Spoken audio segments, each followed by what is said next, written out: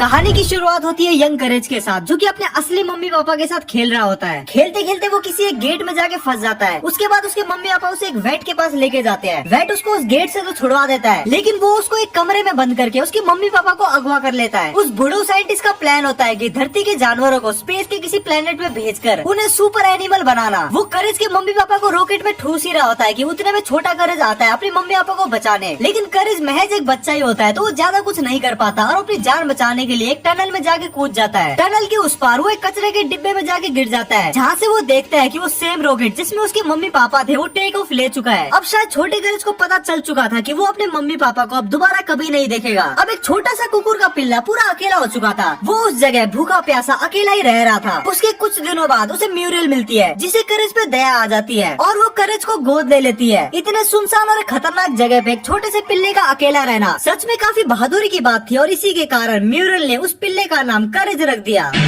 इस कार्यक्रम को रोककर हम आपके लिए लाए हैं करेज द काउंटली डॉग के 4 सीजन और 52 एपिसोड्स थे, लेकिन इंडिया में इनके आधे एपिसोड भी नहीं दिखाए गए, जिसकी वजह से तुम लोगों को शायद इसकी पूरी स्टोरी नहीं पता होगी। तो अपनी बचपन की यादें ताजा करने के लिए रेडी हो जाओ, आराम से बैठ जाओ, हो सके तो कुछ खाने के लिए ले आओ। करेज की पूरी लाइफ की कहानी जानने से पहले हम इस शो के कुछ इंपॉर्टेंट कैरेक्टर्स के बारे में जान लेते हैं। करेज, जो कि सिर्फ नाम का ही करेज है, असल में ये काफी डरपोक किस्म का कुत्ता है, लेकिन ये अपने मालिकों पे आई मुसीबत से लड़ने के लिए किसी भी हद तक जा सकता है। ये अपने मालिक म्यूरल और यूस्टस की देखभाल करता है। म्यूरल की बात करें तो वो काफी शांत स्वभाव की एक ओल्ड लेडी है, घर को संभालना, खाना बनाना और करेज का साथ देती है। यूस्टस एक बूढ़ा खड़ूस और चिड़चिड़ा किसान है, जो कि हमेशा करेज को डराना या फिर उसे नीचा दिखाने के लिए बेवकूफ नासमझ डॉगी बोलता रहता है। ना समझ डॉगी, तुमने मुझे कार्टून बना दिया।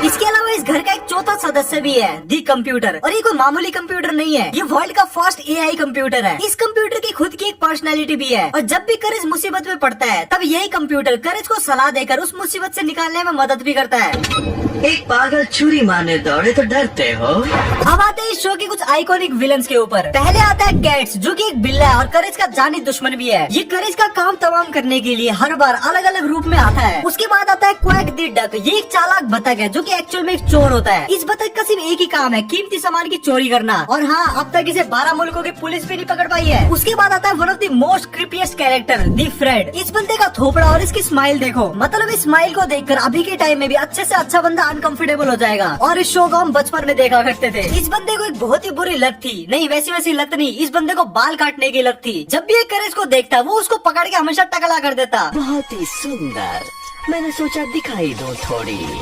शैतानी।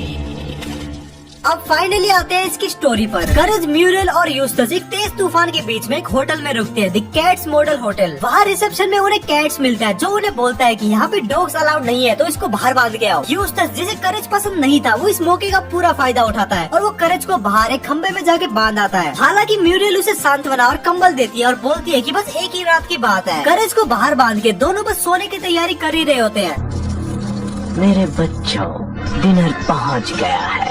लेकिन रात होते ही कैट्स करेज के सामने एक डिब्बा रख देता है, जिसमें से एक भयानक मकड़ी निकलती है, जो कि करेज पे हमला करना शुरू कर देती है, और एक मकड़ी म्यूरल के नहाने वाले पानी में होती है। करेज जैसे तैसे उस मकड़ी को हरा के म्यूरल की मदद करने के लिए जाता है, और म्यूरल उसे यूस्टस को जगाने के लिए भेजती है, लेकिन वो बूढ़ो काफी गहरी नींद में सो रहा होता है और करेज उसे जगाने में नाकामयाब रहता है। लेकिन जब करेज दूसरी बार आता है तब वहाँ यूस्टस नहीं होता, तो करेज मदद मांगने के लिए रिसेप्शन में जाता है, लेकिन वहाँ भी कोई नहीं होता। उसके बाद करेज स्टाफ रूम का दरवाजा खोलता है, वहाँ पे देखता है यूस्टस को मकड़ी के जाले में लपटा हुआ। लेकिन जैसे ही मकड़ी यूस्टस पे हमला करने वाली होती है, हमारा बहादुर करेज उसे एक लकड़ी से कुचल देता है। अब कैट्स वहाँ पे आ चुका था, लेकिन करेज यूस्टस को ही उस पे दे मारता है। कैट्स फाइनली करेज को पकड़ लेता है और उसको बोलता है कि अगर तुझे यहाँ से निकलना है तो मेरे साथ एक गेम खेलना पड़ेगा। इस बीच म्यूरल अपने ही दम पे उस मकड़ी को हरा देती है और करेज की खोज में निकल जाती है। करेज ऑलमोस्ट हार मानने ही वाला होता है, लेकिन इसी बीच म्यूरल कैट्स के सर पे एक टेनिस रैकेट दे मारती है और मकड़ी के जाले में लिपटे हुए यूस्टस को लेकर वहाँ से चले जाते हैं। ग्रैंडपा का पहना हुआ कंबल तो बड़ा ही मस्त दिखता है, एक तुम्हें भी दिलाना चाहिए।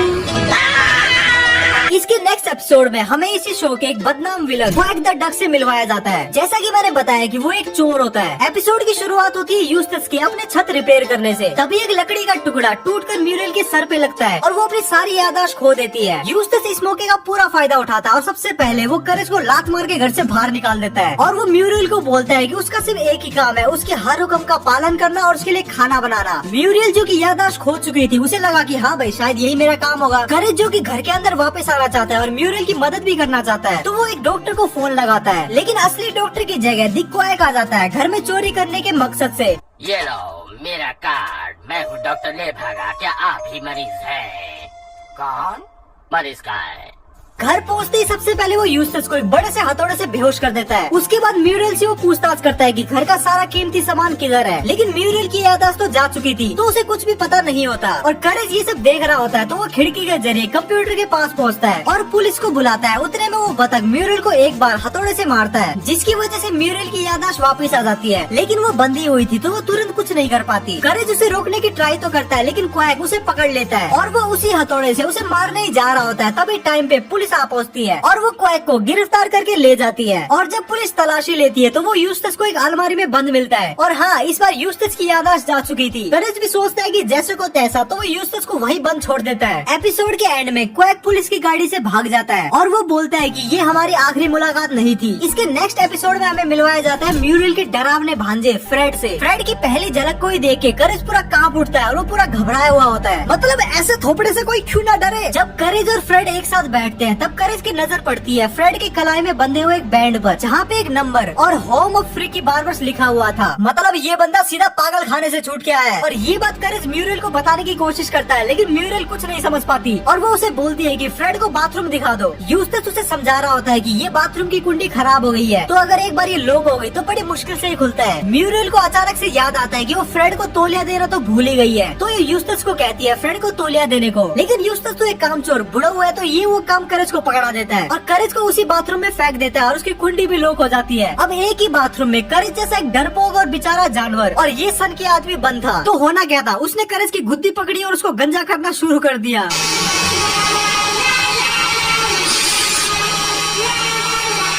उतर आई मुखड़े से उसके हैरानी, बेरंग हो गया चेहरा नूरानी। करेज फ्रेड के कलाई में बंधे हुए नंबर को देखने की ट्राई तो करता है, लेकिन फ्रेड उसे तुरंत ही छुपा देता है और करेज चिल्ला ना पाए इसके लिए उसके मुंह में पैनकेक ठूस देता है। और एंड में करेज को पूरी तरीके से गंजा करने के बाद फ्रेड काफी खुश होता है और वो नाचने लग जाता है। और इसी मौके का फायदा उठाकर करेज उसके बैंड में लगे हुए नंबर को डायल कर देता है। हेयर पुलिस तुरंत से आ जाती है और फ्रेड को पकड़ के ले जाती है और फ्रेड भी खुशी खुशी चला जाता है, क्योंकि उसका मकसद पूरा हो चुका था, करेज को गंजा करना। अब जो नेक्स्ट एपिसोड है वो एक पूरी जनरेशन के लिए काफी आइकॉनिक और मेमोरेबल था। इस एपिसोड में करेज को गड्ढा खोदते हुए एक अलग सा पत्थर मिल जाता है और वो पत्थर करेज अपने घर पे ले जाता है। स्टार्टिंग में तो यूस्टस को लगता है कि ये डॉगी कोई फालतू सा पत्थर उठा लाया है, और जैसे ही उसे न्यूज से पता चलता है कि ये सेम पत्थर गायब हो चुका है जिसकी कीमत करोड़ों में है, तो वो खुशी से पागल हो जाता है और पत्थर से एकदम चिपक जाता है। उसके बाद आता है पत्थर का असली मालिक, जो कि यूस्टस को कहता है पत्थर लौटा दो, क्या?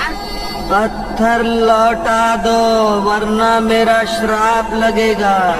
लेकिन ये लालची बुढ़ो मानने को तैयार नहीं होता, तो ऐसा ही होता है और श्राप लगना शुरू होता है। पहला श्राप लगता है जिसकी वजह से इनका पूरा घर पानी में डूब जाता है। हालांकि करेज जैसे तैसे करके उस पानी को घर से बाहर निकाल देता है और उसके बाद म्यूरल यूस्टस को कहती है कि पत्थर लौटा दो, लेकिन यूस्टस तभी भी नहीं मानता और दूसरा श्राप लगता है जिसमें उन्हें काफी एक तेज आवाज सुनाई देती है, जिसके कारण उनके कान के पर्दे ऑलमोस्ट फटने वाले होते हैं। करेज उस आवाज के सोर्स को भी तोड़ देता है, लेकिन अभी भी यूस्टस उस पत्थर को लौटाने के लिए नहीं मानता। तो तीसरा और फाइनल श्राप लगता है जिसमें बहुत सारे कीड़े इन पे अटैक कर देते हैं। स्टार्टिंग में तो यूस्टस को लगता है कि हाँ अब सारे कीड़े चले जा चुके हैं, तो अब उसका कुछ नहीं होगा, लेकिन कीड़े एक बार फिर से आते हैं और इस बार पत्थर के साथ साथ यूस्टस को भी उठा के ले जाते हैं। और फाइनली श्राप से मुक्ति पाने के बाद म्यूरल और करेज आराम से अपने घर में बैठते हैं। इस एपिसोड की शुरुआत होती है क्वैक के एक शातिर प्लान से। उसका प्लान होता है इस परिवार को हिप्नोटाइज करना। वो उनके दरवाजे पे आता है और वो कहता है कि मैं टीवी ठीक करने के लिए आया हूँ। म्यूरल उसे बोलती है कि हमारा टीवी तो टूटा ही नहीं है, तो फिर क्वैक छत पर चढ़ जाता है और जानबूझकर उनकी टीवी का एंटीना तोड़ देता है। अब वो इंतजार करता है कि वो उसे एक बार फिर से बुलाए। उस टीवी मैकेनिक को बुला लेना चाहिए। एक बार ऐसा फूकने की जरूरत नहीं है। और ऐसा ही होता है, क्वैक वापस आता है और वो टीवी ठीक करने के बहाने टीवी में कुछ करके जाता है और वो टीवी यूस्टस को हिप्नोटाइज कर लेती है और वो यूस्टस को आदेश देती है कि करज से छुटकारा पाओ। और उसके बाद क्वैक यूस्टस और म्यूरल को हिप्नोटाइज करके आदेश देता है कि पास के जैकपॉट से सारा पैसा चुरा के ले आओ। और वो ऐसा ही करते हैं। वो कार में बैठकर लॉटरी स्टैंड की तरफ बढ़ रहे होते हैं। उतने में म्यूरल एक जोकर की ड्रेस पहन के गार्ड का ध्यान भटकाती है और यूस्टस चुपचाप अंदर घुसकर पैसा चुराना शुरू करता है। लेकिन उन्हें इस बात का अंदाजा नहीं था कि करज चोरी रोकने के लिए चुपचाप उनके पीछे आ गया था। डरते डरते लेकिन चालाकी से करज लॉटरी के सारे पैसे रास्ते में गिराना शुरू करता है ताकि लोग उसे देखें और उन्हें पता चले कि लॉटरी के पैसे कहाँ जा रहे हैं। और उसके बाद पुलिस उन पैसों को लाइन से फॉलो करती है और एक बार फिर से क्वैक को गिरफ्तार कर लेती है। लेकिन जैसा हर बार होता है, क्वैक इस बार भी पुलिस से भाग जाता है और वो जोर से चिल्लाता है कि मुझसे पीछा छुड़ाना इतना आसान नहीं है और मैं फिर से आऊंगा। नेक्स्ट एपिसोड की शुरुआत होती है एक बार फिर से कैट्स के साथ, जो कि अपने जैम मॉन्स्टर की